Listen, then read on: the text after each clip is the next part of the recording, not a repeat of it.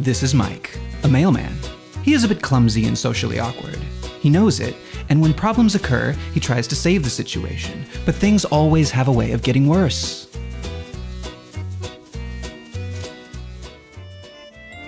This is Natalie, his wife. She had a strong passion for writing, but no matter how hard she tried, she was not successful. So she decided to reorient her career and began studying again at marketing school. As soon as she finished, she got a new marketing position at an intimate female clothing company. This is Josephine, Natalie's new boss. She is the owner of an independent underwear brand which promotes sustainable manufacturing. She needs better advertising or she will have to close the business. Josephine was very happy when she read about Natalie's passionate personality and her background as a writer. During the interview, the positive connection was mutual, and Josephine decided to hire Natalie. Josephine thinks that it would be nice to know Natalie at a personal level, so she calls Natalie and invites her and Michael to have dinner at her place. Natalie receives the invitation happily, but she thinks that Michael should not come. Natalie tells him about the dinner invitation. It is very important for Natalie that the dinner goes well, and they both know that with Michael there, anything could happen. Michael understands. He feels sad that Natalie tells him that there will be more occasions, but Michael tries to convince her that he will be a charming husband and that it would be best if they present together as a good team. Finally, although she is not convinced, Natalie accepts. That weekend, the couple arrives at Josephine's house for dinner. Josephine gives a warm welcome to the guests, and they come inside. The aperitif was spread invitingly on the table, and they chat casually over snacks. At some point, Josephine starts talking to Michael about her sustainable underwear brand, while Michael cannot stop staring at her remarkable cleavage. It is Michael's opinion that her bosom is very unsustainable, but manages to save the moment with some thoughtful remarks about child slavery in the garment business.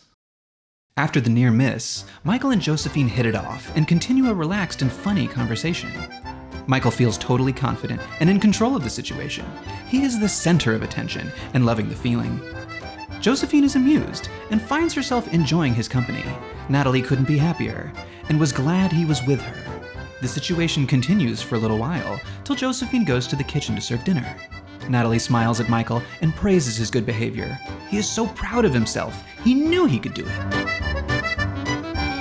Josephine brings the food to the table and they share a toast before beginning. Just as they were digging in, there is a beep from the oven. While Josephine walks to the kitchen to take the cake out of the oven, Michael notices that his meat is quite rare. Too rare.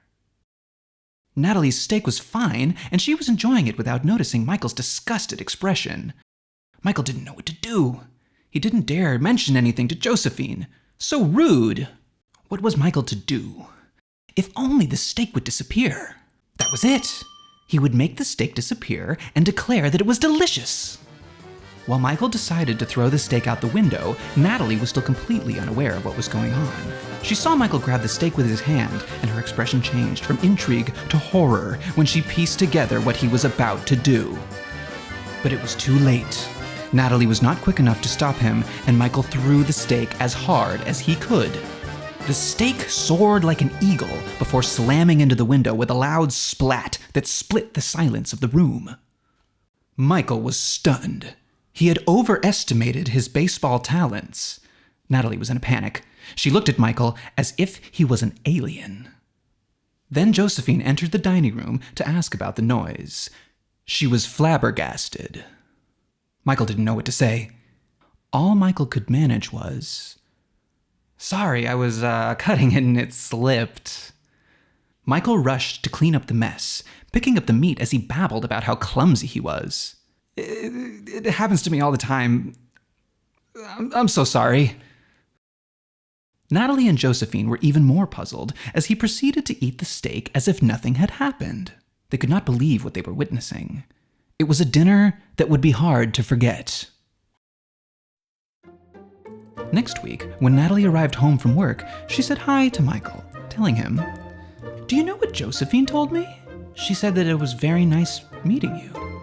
She mentioned that you were an interesting person, that next time she will prepare a vegetarian menu."